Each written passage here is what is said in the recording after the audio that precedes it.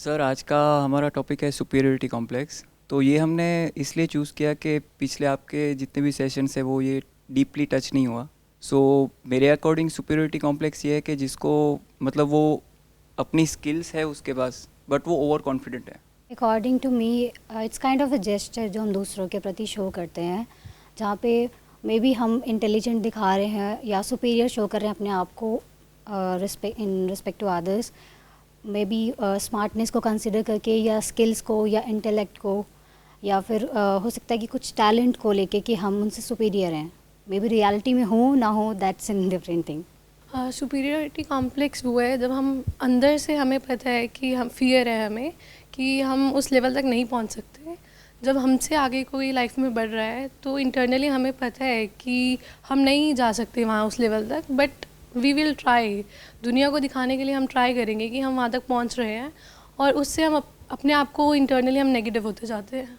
ये टॉपिक का आइडिया कहाँ से आया और किसके माइंड में आया? आप तीनों में से आपके माइंड में आया? क्यों आया आपके माइंड में आइडिया? सर फर्स्ट तो मैंने जैसे बताया कि पहले ये टॉपिक टच नहीं हुआ डीपली, और सेकंड कि मैं अभी एक्टिंग में बिलोंग करता हूँ, मतलब एक्टिंग का मैं कोर्स कर रहा हूँ।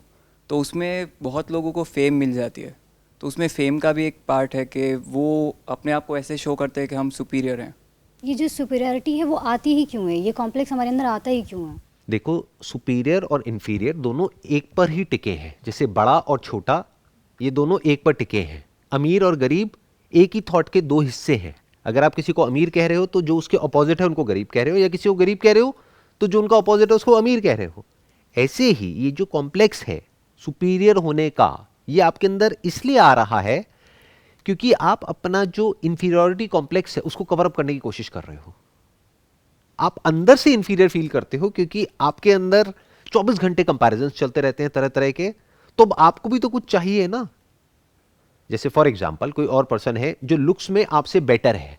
वैसे तो ये जो बेटर और वर्स होता है ये सब्जेक्टिव होता है, लेकिन जो आज की डेट में सोसाइटी में नॉर्म्स चल रहे हैं, यानी इंस्टाग्राम पे जो लोग पॉपुलर हैं उनको आप कह सकते हैं कि वो लुक्स में बेटर है, तभी लोग उनको फॉलो कर रहे हैं, या वो लुक्स एक्सेप्टेड है आज की सोसाइटी के हिसाब से। तो मान लो कोई पर्सन है आपके फ्रेंड सर्कल में, उसकी लुक्स उस पर्टिकुलर एक्ट्रेस से मिलती जुलती है जो एक्ट्रेस आज की डेट में बहुत पॉपुलर है, तो बोल सकते हैं कि वो लुक्स में आपसे बेटर है from the society point of view. तो अब उसको कवर अप करने के लिए भी तो हमको कुछ चाहिए, नहीं तो ये इंफीरियोरिटी कॉम्प्लेक्स हमको अंदर ही अंदर खा जाएगा। तो उसको कवर अप करने के लिए वो इंसान क्या करता है, कोई ऐसे पॉइंट को पकड़ लेता है जो उसके अंदर है, और वहां तक भी अगर वो करे तब भी कोई दिक्कत नहीं है क्योंकि वहां से उसकी सेल्फ एस्टीम बची रह जाती है, लेकिन वो उसको इन्फ्लेट करने लग जाता है अपने माइंड में। उसके साथ में एक सेंस ऑफ ग्रैंडियोर को जोड़ देता है कि मैं तो ये, मैं तो वो, मैं तो वो। बट सर इसमें ऐसे भी होता है कि what is the difference between ego and superiority complex. तो मैंने क्योंकि बहुत लोगों को देखा है कि उनका ईगो भी मतलब बहुत होता है, तो मैं डिफ्रेंशिएट कभी नहीं कर पाता कि ईगो और उसमें डिफरेंस क्या है। ईगो को हम क्या समझते हैं? एरोगेंस, कि ये इंसान तो बहुत ईगोइस्टिक है। मतलब क्या कि वो एरोगेंट है। Arrogant of what? Arrogant of something which he has got, जो औरों के पास में नहीं है। अगर कुछ होगा ही नहीं तो ईगो क्या करेगा? जैसे सड़क के साइड में कोई भिखारी आ रहा है आपसे भीख मांगने के लिए, वो ईगोइस्टिक नहीं है ना। होता तो फिर क्यों मांगता? तो जिसके पास में कुछ है वही तो ईगोइस्टिक है। जिसके पास में एक बड़ी गाड़ी है वही तो ईगोइस्टिक है। या फिर बड़ी गाड़ी नहीं भी है, छोटी गाड़ी है, छोटी गाड़ी नहीं भी है, बाइक है, लेकिन वो एक ऐसे एरिया में रहता है जहां पे बाकी सबके पास में साइकिल है। तो in comparison to other people he want to prove that he is superior in that particular community, in that particular area, because कहीं ना कहीं उसको इंफीरियर फील कराया जाता है या वो इंफीरियर फील करता है।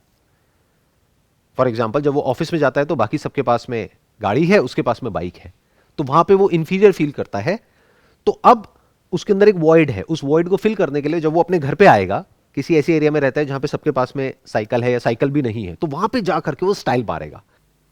तो इस सब की जो जड़ है वो क्या है कि हम बहुत ही कॉम्पिटिटिव हैं अंदर से, और बचपन से ही हमको ऐसा बना दिया गया है। अब स्कूल में जो बच्चे हैं एक क्लास में, उसमें जो बच्चा टॉप करेगा उसकी तारीफ करी जा रही है, घर पे भी और स्कूल में भी उसको एक अलग ट्रीटमेंट मिल रहा है।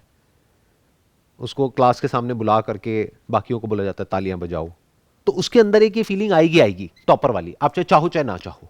तो हमारी कंडीशनिंग इस तरीके की हो गई है बचपन से ही कि हम 24 घंटे सिर्फ कंपैरिजन में ही जीते हैं। घर में आपका भाई बहनों का कंपैरिजन चलता रहता है, आपस में दोस्तों का आपस में कंपैरिजन चलता रहता है, ऑफिस में हो तो कलीग्स का चलता रहता है, हर तरफ कंपैरिजंस है, कहाँ नहीं है?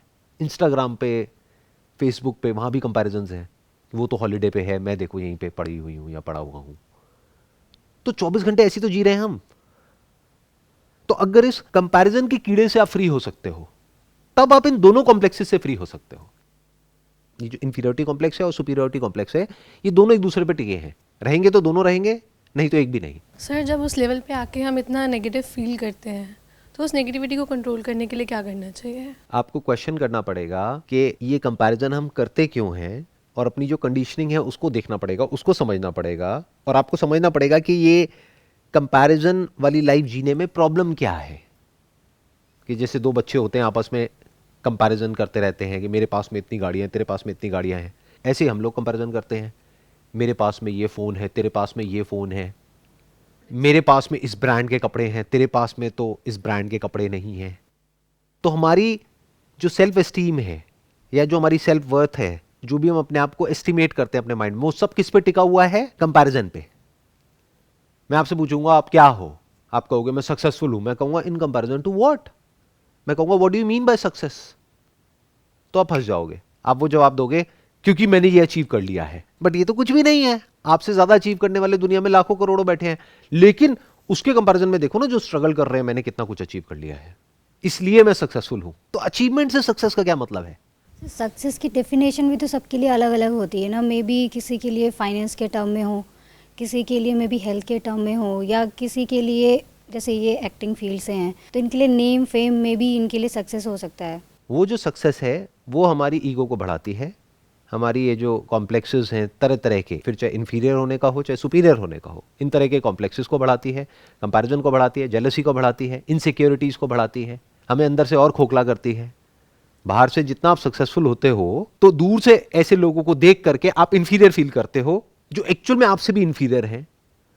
अगर एक्चुअल में उनके माइंड के अंदर झांक सको तो एक गधा दूसरे गधे को देख करके जेलस हो रहा है, और बाकी और बहुत सारे गधे हैं उनको देख करके कह रहा है कि देखो वो तो गधे हैं और मैं पता नहीं क्या हूं, सारे गधे हैं। इस सच को देखना होता है। तो एक सक्सेस है जो दुनिया के कॉन्टेक्स्ट में है, जिसको सक्सेस बोलते हैं, वो हम लोगों को इंपॉर्टेंट लगती है क्योंकि बचपन से आज तक यही पाठ हमको पढ़ाया गया है, यही हम अपने आसपास में देख रहे हैं।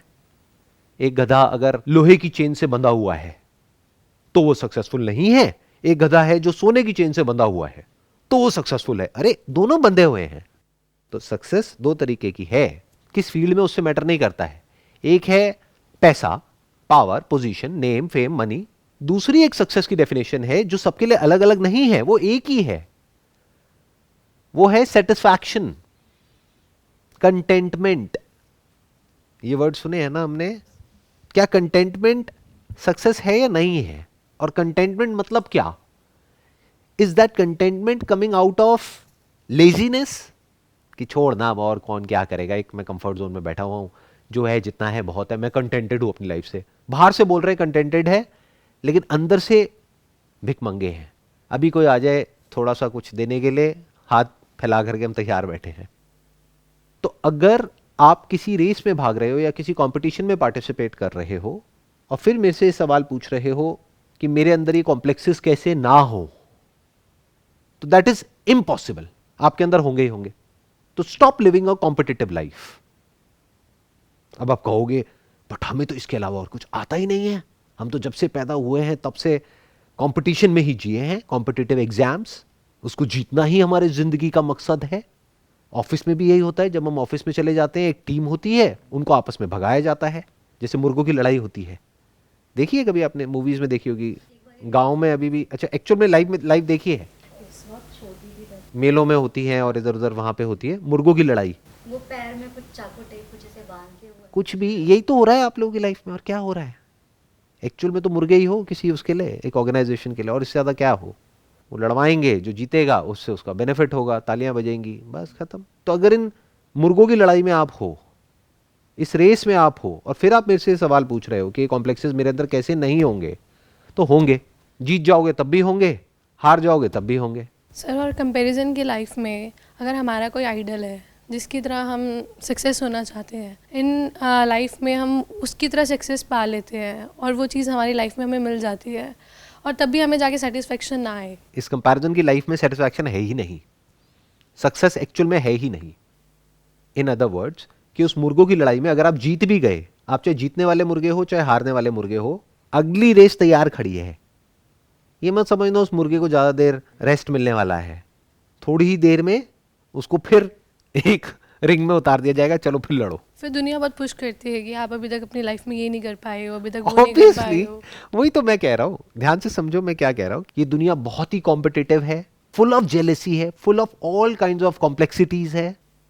इसमें इंफीरियरिटी कॉम्प्लेक्स भी है, सुपीरियरिटी कॉम्प्लेक्स भी है, ईगो भी है, एरोगेंस भी है। मतलब ये दुनिया बाहर से दिखाती कुछ है, अंदर से कुछ और है, निहायती करप्ट है। करप्शन वो मत समझना जो सिर्फ नेता करते हैं वो करप्शन होता है। अरे करप्शन हम लोगों की नस नस पे दौड़ रहा है। आपकी कहीं पे कोई सरकारी नौकरी लग गई जिसके लिए आपके घर वाले पागल हैं, और उसके बाद में आपने फ़ोन किया अपने घर वालों को कि भाई यहाँ पे तो कुछ बहुत गलत हो रहा है, इतना गलत जिसकी कोई हद नहीं है, जिसकी वजह से लोग मर रहे हैं, मैं क्या करूँ? तो आपके घर वाले क्या कहेंगे? होने दो, गवर्नमेंट जॉब तो है तुम्हारे पास, तुम अपना काम से काम रखो। क्योंकि पंगा लिया तो नौकरी झेलना चली जाएगी। तो क्या वो करप्ट नहीं है?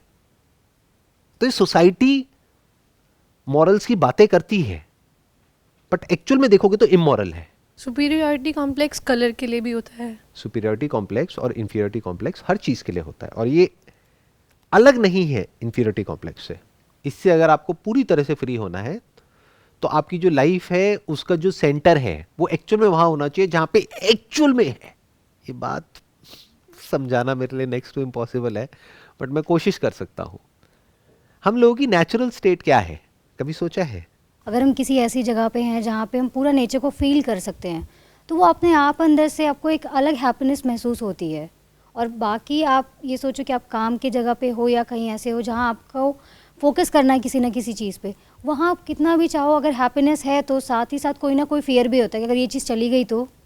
बट इन केस मैं एक एग्जांपल की, किसी ट्रिप पे गए हैं लाइक मनाली में या कहीं है, पहाड़ों पे खड़े हैं, कोई टेंशन नहीं है, कुछ भी नहीं है, उस टाइम पे लगता है कि लाइफ हमेशा ऐसी क्यों नहीं हो सकती है कि हमको सोचना ही नहीं आगे क्या है पीछे क्या है, ये प्रेजेंट मोमेंट जो है वो हमेशा क्यों नहीं मेंटेन करके रख सकते हैं। ये जो आप कह रहे हो ना कि वो स्टेट हमेशा बनी कैसे रहे, ये अपने आप में एक बहुत बड़ा ट्रैप है। क्योंकि अगर आपको उसी जगह पे ले जा करके बिठा दिया जाए, यानी मनाली, बहुत लोगों का यही सपना है कि एक दिन ऐसा आएगा जब मैं यहाँ पर इतना पैसा कमा लूंगी, या मैं ये कर लूंगी, वो कर लूंगी, या ये कर लूंगा, वो कर लूंगा, फिर हम रिटायर्ड हो जाएंगे और फिर हम जा करके मनाली में या वहाँ पर पहाड़ों में कहीं पर रहेंगे जहाँ पर हमारी लाइफ बहुत बढ़िया हो जाएगी। अगर वहीं पर आपको 10-15 दिन के लिए ले जा करके बिठा दिया जाए, आप बोर हो जाओगे। आप कहोगे ये क्या हो गया, ये कहाँ ला करके मुझे फंसा दिया। आई हैव लिव 2 years, मतलब देवप्रयाग में मैं लगभग रही हूँ 2 साल से ज़्यादा। तो ऐसा लगता था कि नेचर है, सब कुछ है, बट वो नेचर का जो मतलब जो हैप्पीनेस वो एंजॉय करने का टाइम ही नहीं है। होता क्या है कि जब कुछ नया होता है ना हमारे लिए, तो हमको प्लेजर मिलता है, उस प्लेजर को हम हैप्पीनेस समझ लेते हैं। जैसे कोई अगर वहाँ रहता है मनाली में, वो जब दिल्ली आएगा उसको बड़ा अच्छा लगेगा कुछ दिन तक। आप यहाँ रहते हो, आप वहाँ जाओगे, आपको बड़ा अच्छा लगेगा, बट कुछ दिन बाद वो अच्छा लगना बंद हो जाएगा। ये जो नेचुरल स्टेट है, इसके लिए पहले आपको इस कंडीशनिंग से फ्री होना पड़ेगा। अभी जो कंडीशनिंग हमारी हुई पड़ी है उसकी वजह से मैं बताता हूं हमारी एग्जैक्ट स्टेट क्या है, बताना कि आपकी ऐसी स्टेट है या नहीं है। अगर कहीं जाते भी हो ना थोड़ी देर के लिए वॉक करने के लिए, किसी पार्क में या कहीं पर, 24 घंटे माइंड में कुछ ना कुछ चलता ही रहता है। और वो क्या चलता है, कभी सोचा है? वही गिने चुने 1, 2, 3 लोग हैं, या तो उससे रिलेटेड थॉट्स आएंगे, या फिर जो आप जॉब कर रहे हो वहां पर जो कुछ हो रहा है उससे रिलेटेड थॉट्स आएंगे, या जो होने वाला है उससे रिलेटेड थॉट्स आएंगे। और वो थॉट्स इतने बुरे तरीके से हमारे ऊपर हावी हो जाते हैं कि कई बार सर दर्द होने लग जाता है। हेडेक नाम की चीज सुनी है ना, एक्सपीरियंस करी है ना? क्या ये नेचुरल स्टेट है हमारी?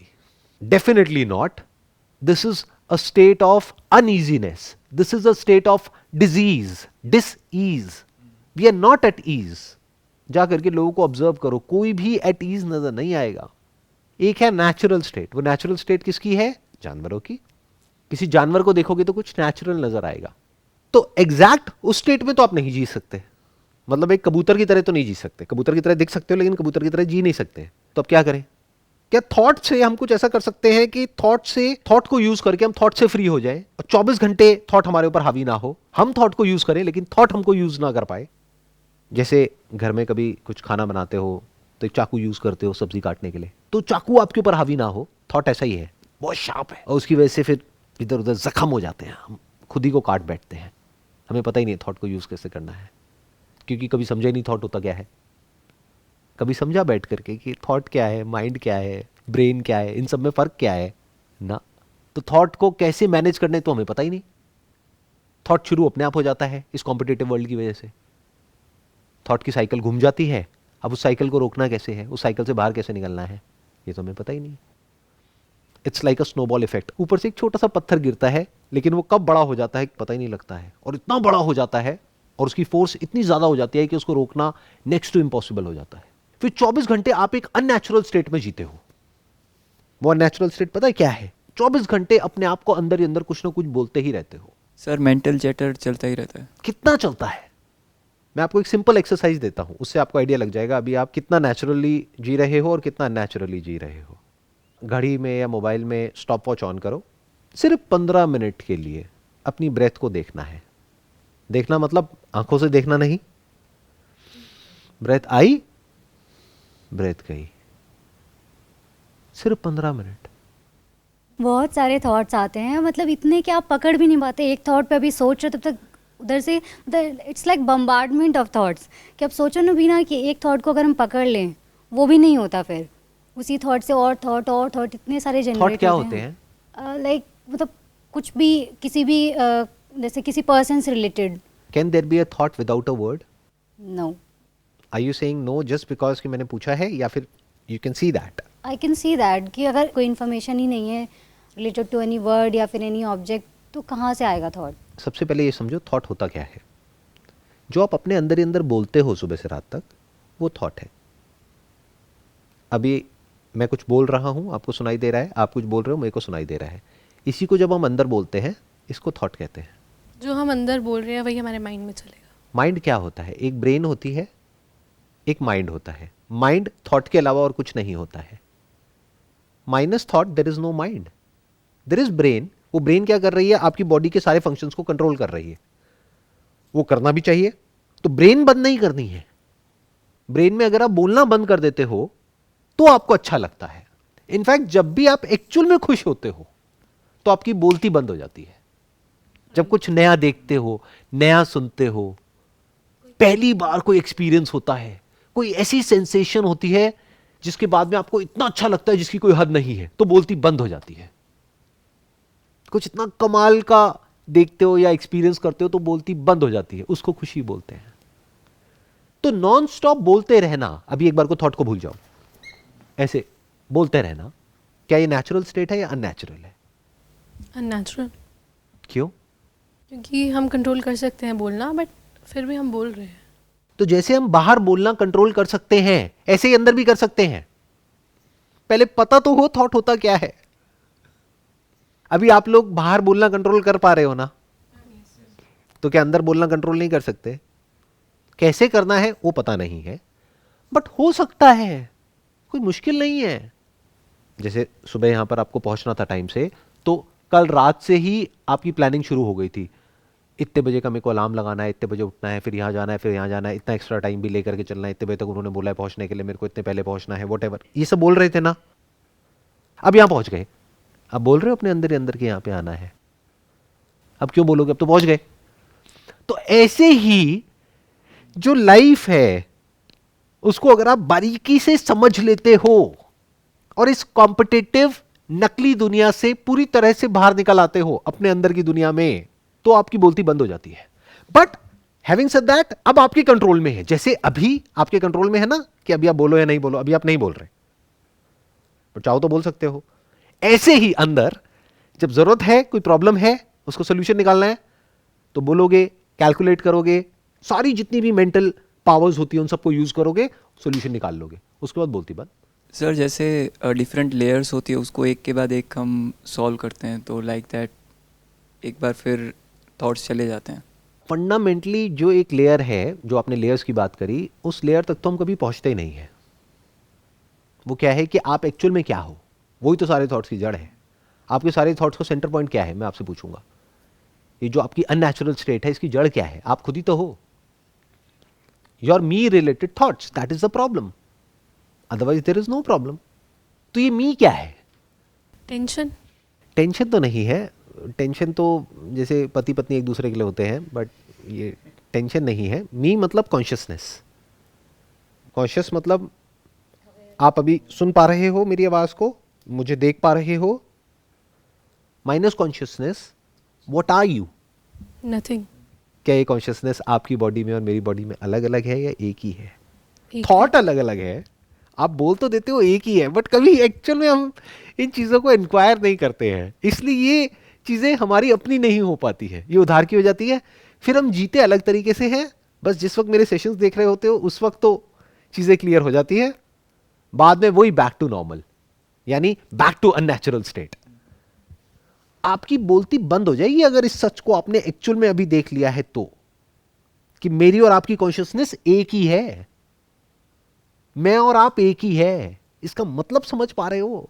ऊपर ऊपर से तो समझते हैं, लेकिन जब खुद ट्राई करते हैं ना तो इनर लेयर छोड़िए, मुझे तो लगता है ऊपर की लेयर भी हम नहीं निकाल पाते हैं कि उसके अंदर भी जा पाए। यही गड़बड़ हो जाती है।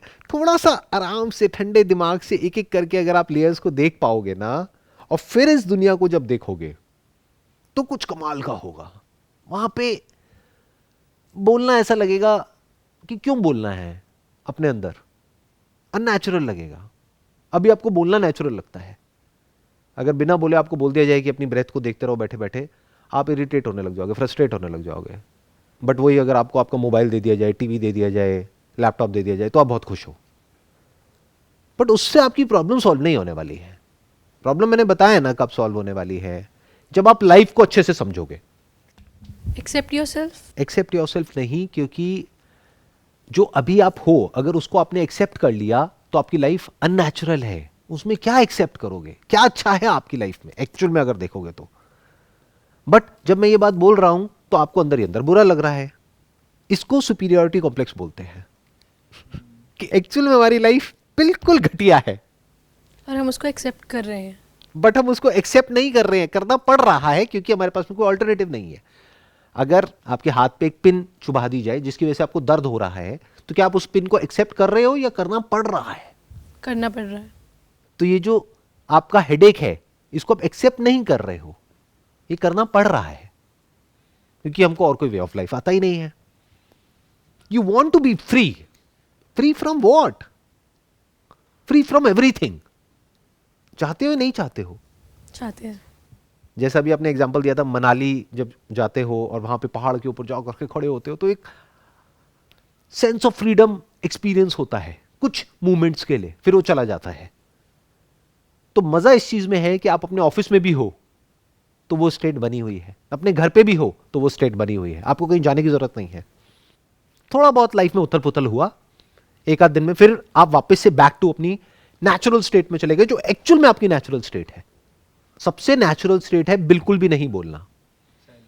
उस लेवल पे एक्शन अपने आप होता है, जैसे जानवरों के केस में सब कुछ अपने आप होता है, उनको कुछ बोलने की जरूरत नहीं है, उनको कुछ सोचने की जरूरत नहीं है, सब कुछ अपने आप हो रहा होता है। आपको क्या लगता है मधुमक्खी लॉ ऑफ अट्रैक्शन को यूज करती है, यानी अपने अंदर अंदर बोलती है शहद शहद शहद शहद शहद शहद शहद शहद शहद शहद, फिर वो शहद तक पहुंचती है। वो इंटेलिजेंस उसके अंदर है, वो जो पैदा होती है उस इंटेलिजेंस को लेकर के ही पैदा होती है। तो वो अपने आप ही एक ऐसे फ्लावर तक पहुंच जाती है जिसमें मिठास है। तो हमें भी प्लानिंग नहीं करनी चाहिए। नहीं नहीं नहीं नहीं, गड़बड़ हो जाएगी। आप प्लानिंग नहीं करोगे तो दुनिया पागल कर देगी आपको। ध्यान से समझना, हमारा माइंड हमेशा दिस और दैट में सोचता है। लाइफ ऐसी नहीं है।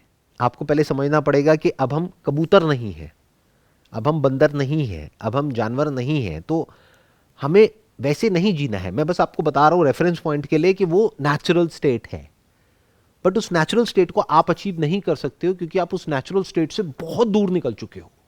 मतलब एक एक्सट्रीम हो गया जहां पे जानवर हैं, वो क्या है, acting through natures intelligence but without a thought, without a word. उनकी अपनी लैंग्वेज है लेकिन बहुत ही रूडिमेंट्री लेवल पे है, वो नेचर के सबसे ज्यादा पास है।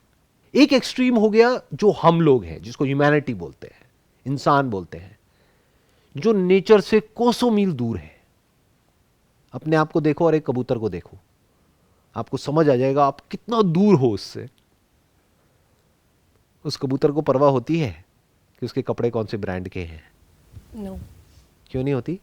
क्योंकि उनका क्योंकि कपड़े ही नहीं होते। तो अब हम कबूतर तो नहीं बन सकते ना, क्योंकि बिना कपड़ों के निकल गए तो प्रॉब्लम हो जाएगी, राइट? तो एक एक्सट्रीम वो हो गया। एक एक्सट्रीम हो गया हमारा कि अगर हमारी लाइफ में सब कुछ बढ़िया भी होता है तब भी हम अपनी लाइफ की धज्जियां उड़ा देते हैं अंदर की दुनिया में। तो ये दो दुनिया हो गई। इन दोनों दुनिया के बीच में एक दुनिया है जहां पर आपने अपने दिमाग को यूज करके, थॉट को यूज करके इस पूरी दुनिया की जो गंदगी है उसको देख लिया है। तो आपने कहा भाड़ में जाए ये सब कुछ, अब मैं कुछ ऐसा करूंगा या कुछ ऐसा करूंगी जो एक्चुअल में करने लायक है। मतलब क्या? कि अब मैं पैसे के लिए नहीं जीऊंगा, नहीं जीऊंगी, पैसे को यूज करूंगा, यूज करूंगी अपनी लाइफ को अच्छे से जीने के लिए, वो लाइफ जो मुझे नेचुरल स्टेट के पास ले जाए। यानी मेरे अंदर की जो अननेसेसरी मेंटल एक्टिविटी है, जो मेंटल चैटरिंग है, उसको कम करे। बाहर से एक्ट कर रहे हो but not out of greed, क्योंकि if you are acting out of greed तो आप एक भिखारी हो, फिर चाहे अमीर हो चाहे गरीब हो। But if you are acting to express yourself then you are very near to nature.